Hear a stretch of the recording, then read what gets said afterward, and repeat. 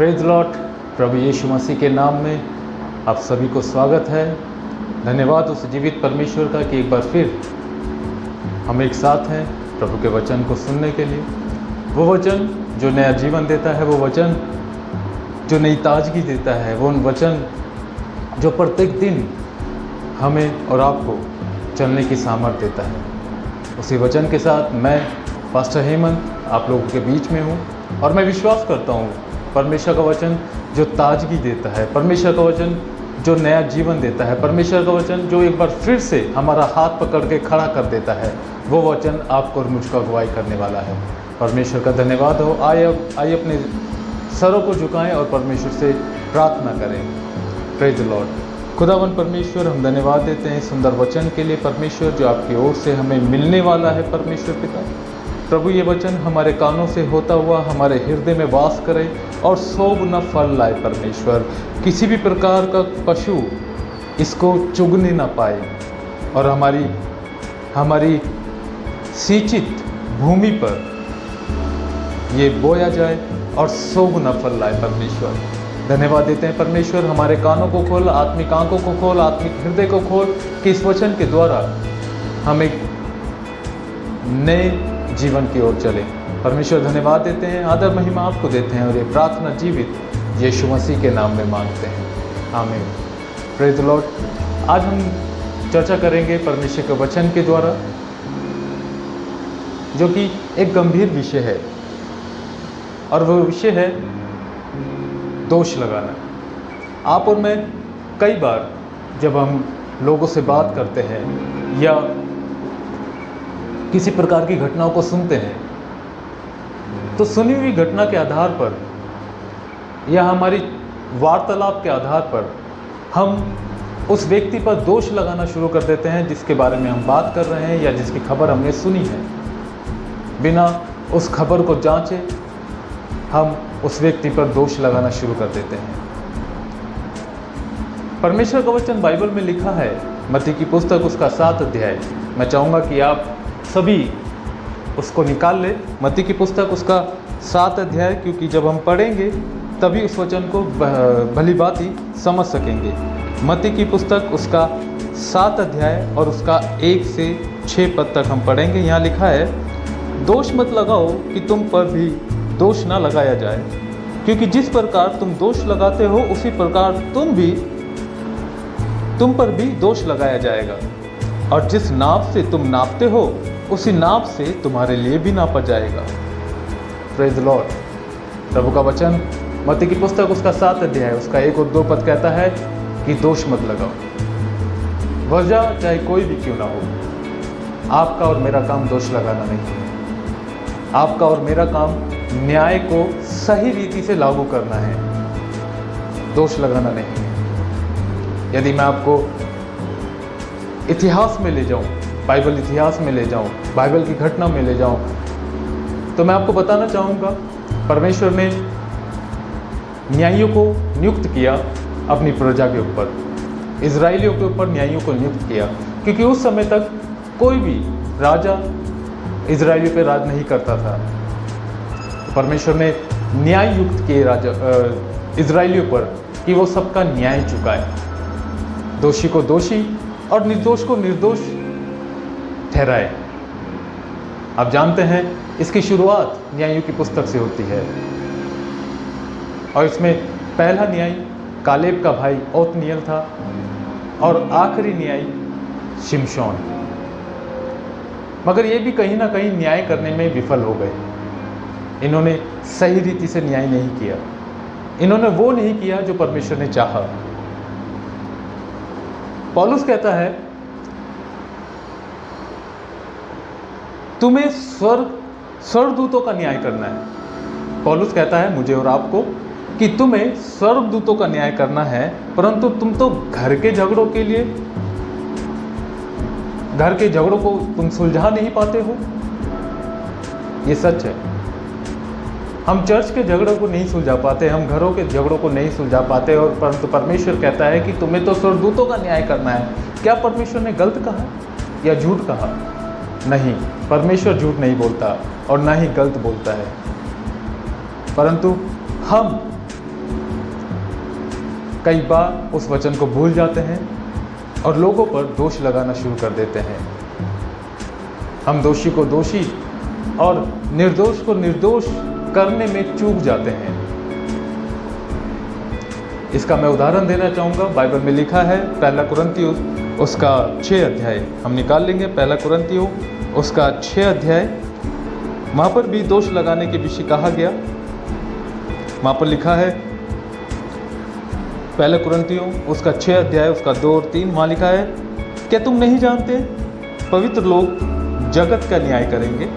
इसलिए जब तुम्हें जगत का न्याय करना है तो क्या तुम छोटे से छोटे झगड़े का भी निर्णय नहीं कर सकते?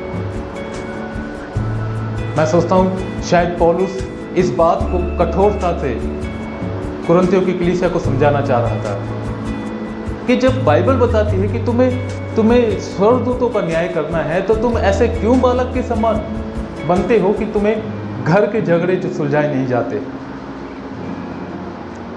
तुम्हें चर्च के झगड़े सुलझाए नहीं जाते। हमने पढ़ा मत्ती की पुस्तक उसका 7 अध्याय में, वहाँ लिखा है कि दोष मत लगाओ। वहाँ लिखा है दोष मत लगाओ। तो हमें दोष नहीं लगाना है, हमें सच को सच और झूठ को झूठ बताना है। जी हाँ, पौलुस कहता है कि जब आपको और मुझको स्वर्गदूतों का न्याय करना है तो हम कैसे घर के झगड़ों का न्याय चुकाना चूक जाते हैं। जी हाँ, कई बार मैंने देखा है, मैंने कई लोगों को विजिट किया है पर्सनली। मैं लगभग 1/4 इंडिया, 1/4 भारत में घूम चुका हूँ। मैंने बहुत लोगों को विजिट किया, उनके लिए प्रार्थना की। लोग आज भी दोहरी जिंदगी जीते हैं। लोगों के सम्मुख तो वो विश्वासी हैं, मगर घरों में उनका चाल चलन कुछ और है। आज भी पत्नियां पतियों पे दोष लगाती है, आज भी पति पत्नियों पे दोष लगाते हैं। पत्नियां कहती हैं कि मेरे हस्बैंड मुझे समय नहीं देते, मेरे हस्बैंड घर से ज़्यादा बाहर वक्त बिताते हैं। और पति कहते हैं कि ये अच्छा भोजन नहीं पकाती, ये मेरी बात को टालम टोल करती है, मैं जो कहता हूँ ये मानती नहीं, ये मेरे माता पिता का आदर नहीं करती। पत्नियों पतियों पे दोष मत लगाओ, और हे पतियों तुम भी पत्नियों पे दोष मत लगाओ। बाइबल में लिखा है कि पति और पत्नी दोनों ही आशीष के मूल हैं। परमेश्वर ने किसी एक व्यक्ति को, स्त्री या पुरुष को नहीं, परंतु स्त्री और पुरुष दोनों को आशीष का मूल बताया, मगर फिर भी पत्नियां पतियों पे दोष लगाती है और पति पत्नियों पर, और अभिभावक बच्चों पे दोष लगाते हैं और बच्चे अभिभावकों पर, क्योंकि हमें लगता है कि दोष लगाने एक सामान्य जीवन जैसा है। पूरी दुनिया ये कर रही है और खुद को बचा लेती है। जी हाँ, विश्वासी प्रचारकों पर दोष लगा रहे हैं और प्रचारक परमेश्वर की भीड़ों पर दोष लगा रहे हैं। जी हाँ, मैंने ये सुना नहीं परंतु देखा भी है।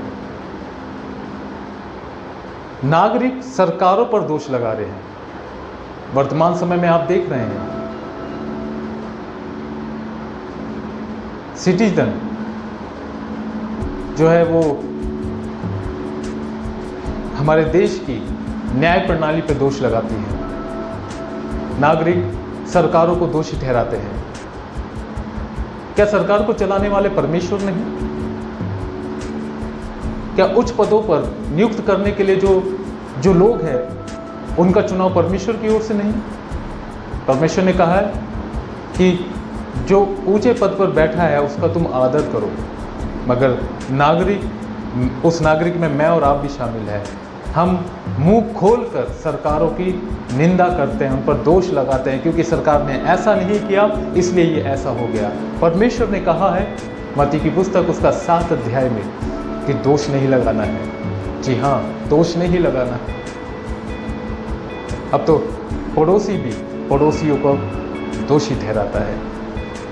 जी हाँ, ये सामान्य जीवन सा लोगों को लगता है कि ऐसा होना सामान्य है, व्यवहारिक है, ये सब जगह होता है और इसमें कोई बुरा नहीं। परंतु परमेश्वर का वचन बाइबल में लिखा है, दोष मत लगाओ। मैं आपको एक छोटा सा एग्जाम्पल देता हूँ।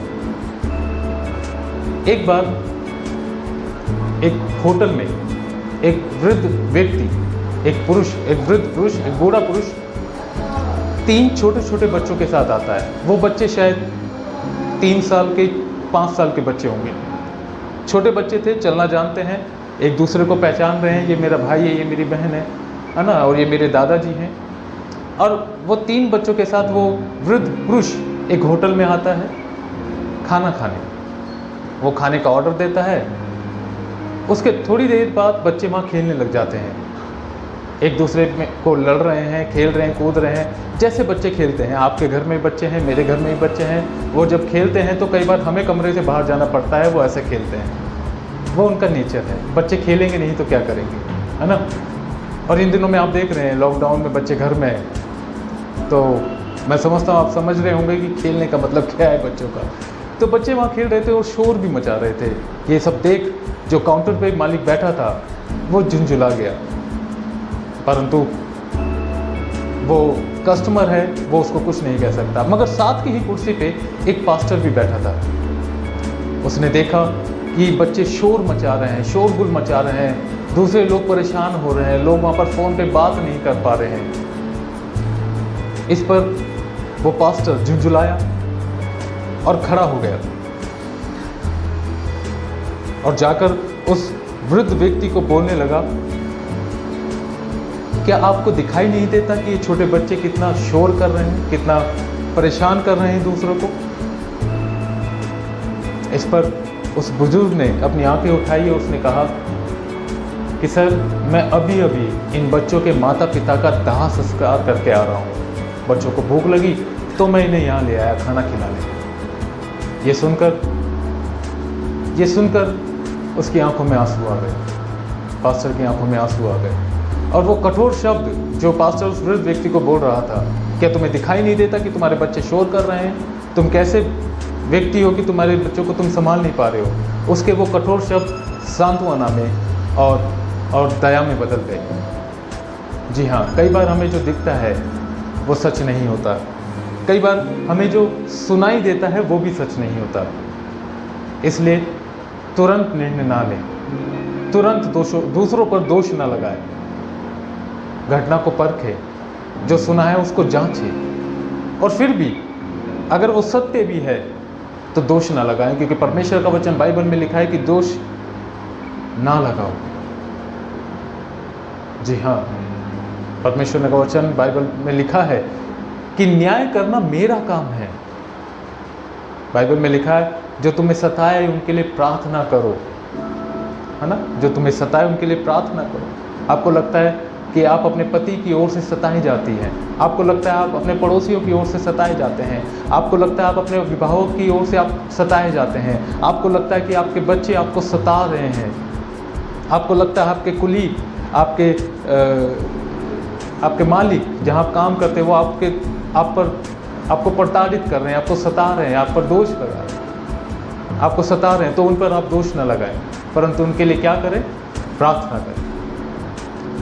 जी, जो तुम्हें सताएं उनके लिए प्रार्थना करें। तो सबसे पहले हमें क्या करना है? आलोचना नहीं करनी है, किसी भी व्यक्ति की आलोचना नहीं करनी है, भले ही सुनी हुई घटना, उस व्यक्ति के विषय में सुनी हुई घटना सच ही क्यों ना हो, क्योंकि परमेश्वर ने कहा है कि न्याय करना तुम्हारा काम नहीं है, मनुष्य का न्याय करना तुम्हारा काम नहीं है। बाइबल में लिखा है, परमेश्वर ने कहा कि क्या तुम स्वर्गदूतों का न्याय नहीं करोगे? जी, स्वर्गदूतों का न्याय इंसान कर सकता है, परंतु इंसान का न्याय नहीं कर सकता है, क्योंकि इंसान का न्याय करने के लिए यीशु मसीह है। जी, गलती के परिणाम से बचने के लिए कई बार हम दूसरों को दोषी ठहराते हैं। जब हम एक ही ऑफिस में काम कर रहे होते हैं और एक ही काम को 2 व्यक्ति मिलकर पूरा कर रहे होते हैं और किसी एक की वजह से वो काम गलत हो जाता है, तो वो व्यक्ति जिसके कारण वो काम गलत हुआ है, वो अपनी गलती छुपाने के लिए कई बार दूसरों पर दोष लगाना शुरू कर देता है। जी हाँ, कई बार वो गलती को छुपाने के लिए, सजा से बचने के लिए वो दूसरों पर दोष लगाना शुरू कर देता है। तीसरा, कानाफूसी करना बंद करें। जी हाँ, कानाफूसी दोष लगाने का मुख्य कारण है। पहली बात तो ये, परमेश्वर ने कानाफूसी करने के लिए मना किया है। मसीह जीवन में ना कानाफूसी करना, दोष लगाना, आलोचना करना, इसकी कोई जगह ही नहीं है। हाँ, परमेश्वर के लोगों, यदि आप बाइबल पढ़ेंगे, बाइबल में डायरेक्टली ये नहीं लिखा, परंतु जब इसको आप पढ़ेंगे तो आप जानेंगे कि आलोचना करना, दोष लगाना, कानाफूसी करना, इन सब की जगह नहीं है मसीह में और ना ही मसीह जीवन में। जब कभी हम दूसरों पर दोष लगाते हैं, चाहे वो अपने हो या पराए, तो हमारे अच्छे खासे संबंध टूट जाते हैं, हमारा परिवार बिखर जाता है, कलीसिया टूट जाती है। और इस सब का कारण सिर्फ दोष लगाना होता है। हम सब्र नहीं करते, हम घटना को जांचते नहीं और लगते हैं दूसरों पर दोष लगाने। गॉसिप दोष लगाना जैसा ही है। गॉसिप समझते हैं ना, दूसरों के बारे में गॉसिप करना है। जी, दूसरों के लिए गॉसिप करना, दूसरों के साथ मिलकर गॉसिप करना, ये भी एक बड़ा कारण है दोष लगाने का। तो ये सारी बातें हमें पता चली कि दोष लगाना कितना गंभीर है और ये एक गंभीर पाप है। यदि आप स्वीकार करें तो इस गंभीर पाप से आप और मैं छूट सकते हैं। उसके लिए क्या करना होगा? सबसे पहले तो ये स्वीकार करना है अपने हृदय में स्वीकार करना है कि दोष लगाना, आलोचना करना, गॉसिप करना गंभीर पाप है। जी हाँ, इसका मैं आपको एविडेंस दे सकता हूँ। चाहेंगे आप एविडेंस लेना? कहाँ पर परमेश्वर ने कहा, या ऐसी कौन सी घटना है जब उन्होंने दोष लगाया तो उन पर विपत्ति आ गई? परमेश्वर के लोगों, दोष लगाने से आप भारी रोग में पड़ सकते हैं। पता है आपको? यदि आप अपने बच्चों पर, अपने माता पिता पर, अपने पड़ोसी पर, अपने कुलीग पर, अपनी पत्नी पर, अपने पति पर दोष लगाते हो तो इसका कारण गंभीर बीमारियां भी हो सकती है। आइए देखें कैसे। निकालेंगे गिनती की पुस्तक। गिनती की पुस्तक आपको पता होना चाहिए, नया नियम में है। गिनती की पुस्तक उसका 12 अध्याय, उसका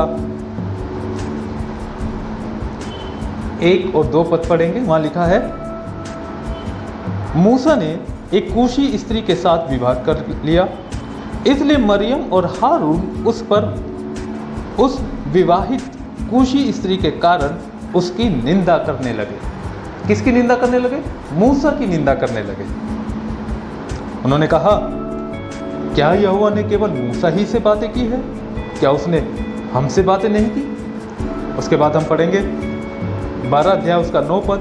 जब ये सारी निंदा भरी बातें वो हारून और मरियम मिलकर मूसा को बोल रही हैं, उन सारी घटना के बाद 12 अध्याय उसका 9 पद में वहाँ लिखा है, तब यहोवा का कोप उन पर भड़का। किन पर? हारून और मरियम पर, और वह चला गया।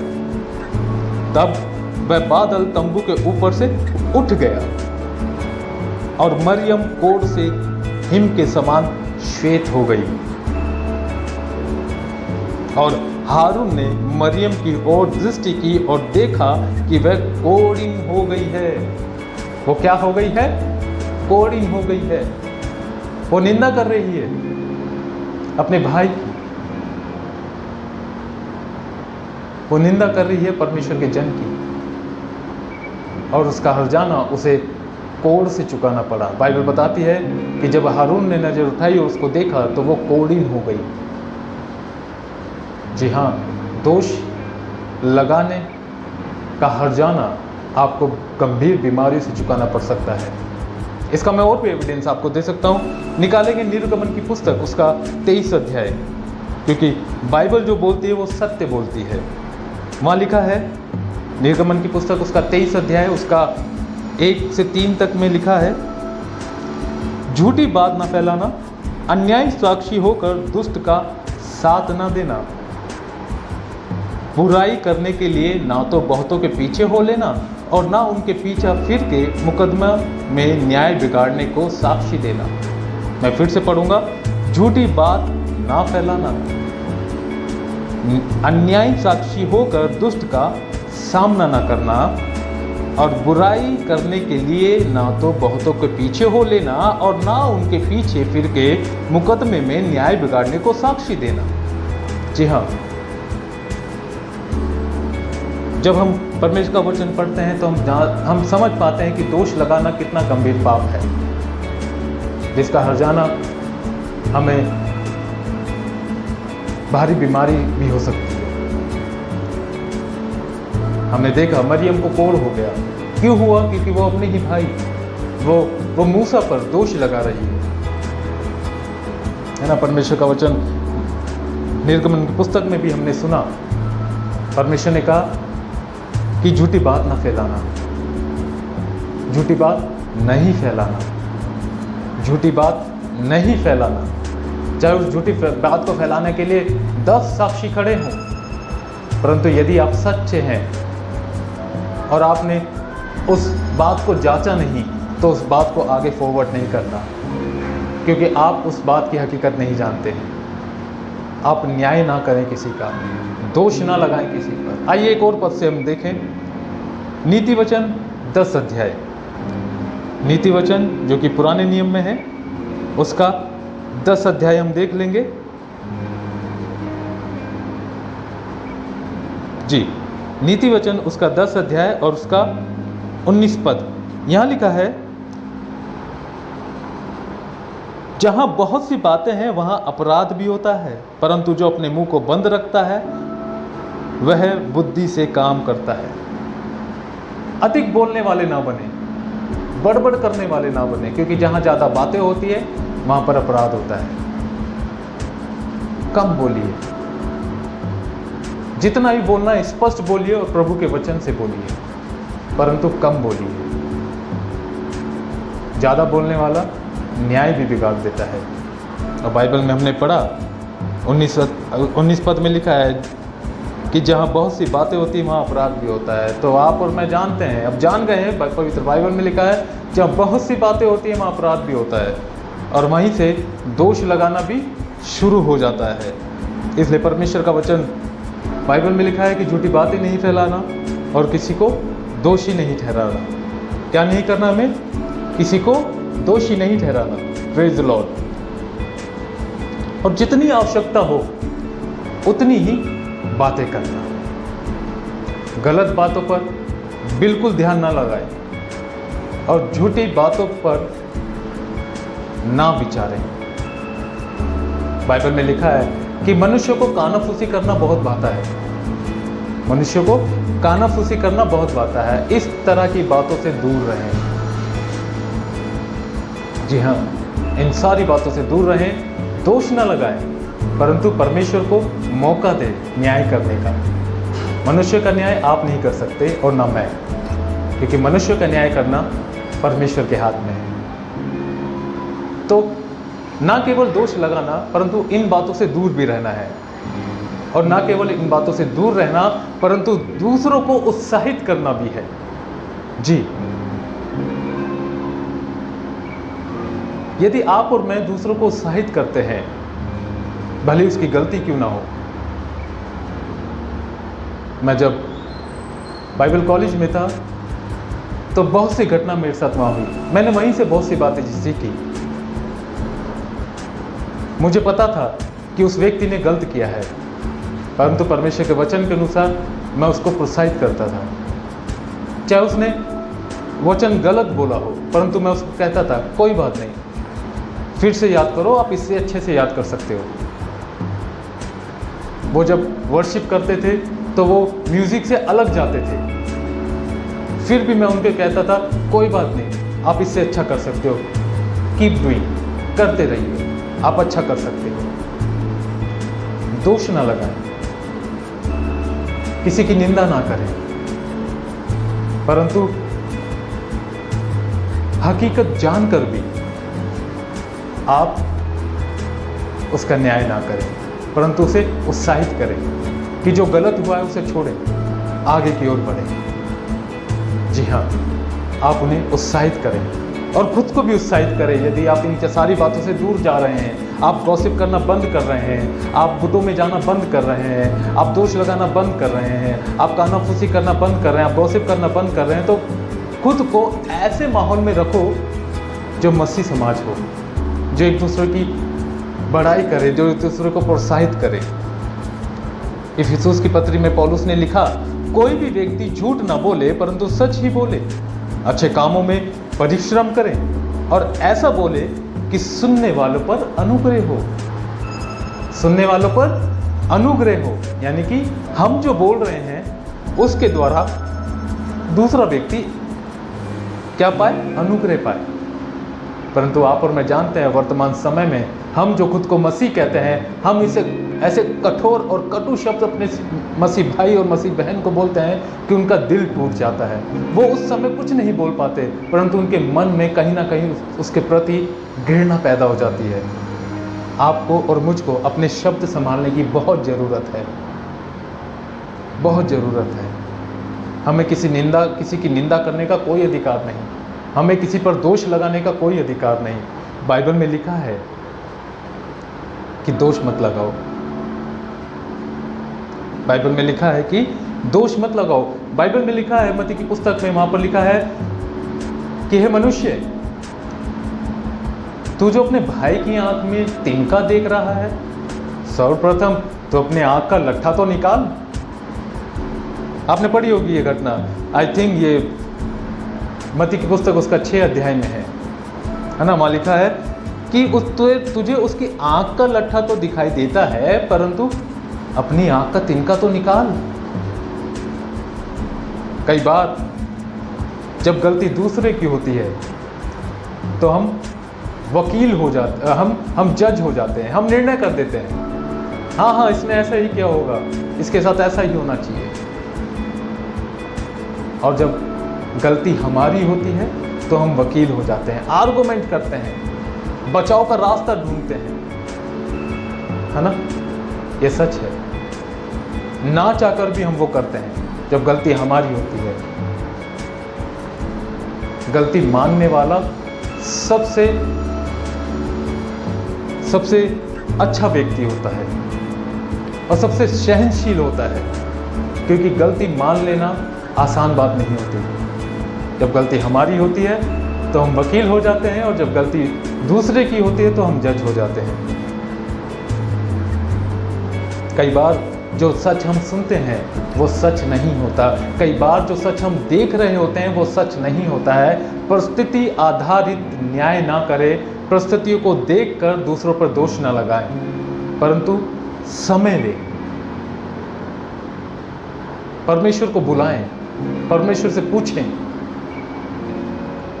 सडनली या एकदम से या तुरंत निर्णय ना लें। यदि आप दयावंत होंगे, यदि आप दूसरों के प्रति दयावंत होंगे, तभी परमेश्वर की ओर से आपके जीवन में परमेश्वर की दया आएगी। परमेश्वर ने कहा है ना, हमें दया करनी है, हमें दोष नहीं लगाना, आलोचना नहीं करनी, गॉसिप नहीं करनी दूसरे के प्रति, परंतु हमें उन्हें मदद करना है। बाइबल में लिखा है, शैतान उन लोगों पर दोष लगाता है जो परमेश्वर के चुने हुए होते हैं, जो परमेश्वर के चुने हुए होते हैं। शैतान उन पर दोष लगाता है।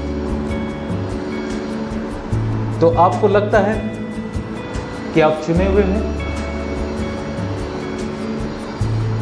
और यदि आप चुने हुए हैं तो आप पर दोष लगाया जाएगा। जी हाँ, आपको शांत रहना है, परमेश्वर को न्याय करने का मौका देना है, और जब दूसरे की हो तो आपको दूसरों पर दोष नहीं लगाना है, वहां पर भी आप परमेश्वर को मौका दें न्याय करने की। क्योंकि यदि आप या मैं न्याय करेंगे तो हो सकता है वो न्याय परिस्थिति आधारित हो, मगर परमेश्वर जो न्याय करेगा वो सच्चा न्याय करेगा। इसलिए हमें किसी पर दोष नहीं लगाना है। हमें जांचना है हमारे जीवन को कि हम कहाँ हैं। क्या आज भी हम इस संसार के अन्य लोगों के समान हैं? कहीं आज भी हम शैतान के कामों को पूरा तो नहीं कर रहे? कहीं आज भी हम परमेश्वर और शैतान दोनों को कटोरे में से तो नहीं पी रहे? कहीं हम दो नाव पर तो सवार नहीं हैं? ये हमें जांचना है। कई बार हमें पता नहीं चल रहा होता और हम दो नाव पे सवार होते हैं। हम सांसारिक कामों को भी पूरा करते हैं और साथ साथ प्रभु के काम को भी। हमें लगता है कि परमेश्वर सब ठीक कर देगा। आपको शायद याद होगा परमेश्वर ने कहा कि ऐसे लोगों को मैं कहूँगा कि मैं तुम्हें नहीं जानता। हम खुद को जांचें, कहीं हम उन लोगों में से तो नहीं जिन्हें प्रभु यीशु मसीह ने कहा मैं तुम्हें नहीं जानता। हमें जांचना है कहीं हम चर्च का बिखराव का कारण तो नहीं हो रहे, कहीं हम चर्च में गुटों का कारण तो नहीं है, कहीं हम दूसरों पर दोष तो नहीं लगा रहे, कहीं हम दूसरों को दोषी तो नहीं ठहरा रहे। ये बहुत ज़रूरी है। सर्वप्रथम हम अपने लिए प्रार्थना करें कि परमेश्वर हमें लोगों में कमियां ढूंढने वाला दिल निकाल दे। परमेश्वर हमारे जीवन में ये जो आदत है कि हम लोगों की गलतियों को देखते हैं, हम उन पर दोष लगाते हैं, हम उनकी कमियों को कुरेदते हैं कि कहीं ना कहीं इसमें कमी दिखे, कहीं ना कहीं इसमें दोष निकले। हमें स्वयं अपने लिए प्रार्थना करने की ज़रूरत है और हम कहते हैं कि हाँ प्रभु तूने मुझे चुना है, मैं लोगों के लिए प्रार्थना करूँगा। जब अपना ही जीवन सही नहीं है तो हम दूसरों के लिए क्या प्रार्थना करेंगे? जब आज भी हम दूसरों पे दोष लगाते हैं तो हम दूसरों के लिए कहाँ से न्याय मांगेंगे? हम दूसरों के प्रति परमेश्वर से कैसे न्याय मांगेंगे जब हमारा ही न्याय ठीक नहीं है? हमें अपने लिए प्रार्थना करना बहुत जरूरी है, अपने स्वभाव के लिए, अपने चरित्र के लिए। हम अक्सर प्रार्थना करते हैं हमारा पड़ोसी ऐसा हो जाए, हमारा पड़ोसी वैसा हो जाए, हमारा कुलीग ऐसा हो जाए, हमारा बॉस ऐसा हो जाए। क्या कभी हम ऐसा प्रार्थना करते हैं प्रभु हमें ऐसा हृदय दे कि हम अपने सामने वाले में अच्छाई को देख सकें? नहीं मांगता ऐसा कोई, क्योंकि हमेशा सबको ये लगता है कि मैं ठीक हूँ, सामने वाला गलत है, सामने वाला बुरा है, सामने वाला दोषी है। तो हमें खुद को जांचने की बहुत ज़रूरत है, खुद को जांचने की बहुत ज़रूरत है कि हम कहीं किसी पर दोष तो नहीं लगा रहे, हम किसी का ठट्टा तो नहीं उड़ा रहे, हम किसी की आलोचना तो नहीं कर रहे। और यदि कर रहे हैं तो हमें ये ध्यान देना है, क्योंकि परमेश्वर का वचन बाइबल में लिखा है कि जब हम निंदा करते हैं तो उसका हर्जाना, यदि हम दोष लगाते हैं तो उसका हर्जाना हमें गंभीर पाप से, गंभीर बीमारी से चुकाना पड़ता है। तो बीमारियों से दूर रहें, आलोचना करना बंद करें, दोष लगाना बंद करें और परमेश्वर से प्रार्थना करें परमेश्वर हमें ऐसा हृदय दे कि हम दूसरों में अच्छाइयों को ढूंढ सकें। Praise the Lord. मैं विश्वास करता हूँ इस वचन के द्वारा परमेश्वर ने आपको और मुझे आशीष किया है। और इस वचन के अनुसार जब परमेश्वर ने कहा कि दोष नहीं लगाना, तो आज से हम किसी पर दोष न लगाएं, क्योंकि ये काम हमारा नहीं है। हमारा काम है दूसरों को उत्साहित करना, मसीह में और आगे ले जाना। बाइबल बताती है कि पौलुस से डरते थे लोग, यहाँ तक कि यीशु मसीह के चेले भी पौलुस से डरते थे। इस पर जब पौलुस उनमें मिलने के लिए आया यरूशलेम तो वो डर गए, है ना। और पौलुस को जब सेविकाई के लिए भेजा गया तो यूसुफ को साथ में भेजा, जिसे बरनबास कहते हैं। बाइबल बताती है यूसुफ ने, जो बरनबास कहलाता है, उसने पौलुस को उत्साहित किया, प्रोत्साहित किया। ऐसे हमें और आपको भी अपने मसीह भाई मसीह बहनों को उत्साहित करना है। ना केवल मसीह भाई मसीह बहनों को, परंतु आपके आस पड़ोस में जो लोग हैं, आपके कॉलेज में जो यूथ है, आपके कार्यस्थल पर जो व्यक्ति है, आपके घर में जो काम करने वाले मेड हैं, हमें उन्हें उत्साहित करना है। Praise Lord. प्रभु इस वचन से हम सबको आशीष करें। मैं पास्टर हिम्मत आप सभी के लिए सलामती मांगता हूं परमेश्वर से। परमेश्वर आपको और आपके परिवार को आशीष करें। Praise Lord.